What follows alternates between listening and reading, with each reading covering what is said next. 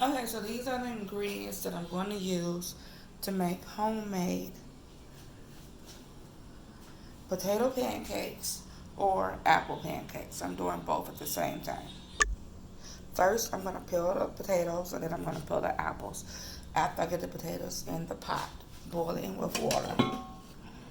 Okay? And in the meantime, when I start that, then I'm going to put the flour and all the other dry ingredients together in this green bowl. The potato hulls are going to go in this used paper plate. This is the potato that's been peeled.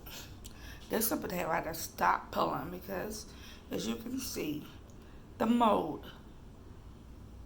Some potatoes come like this, some when they sit, they mold. But if you really look at it, it's a greenish color.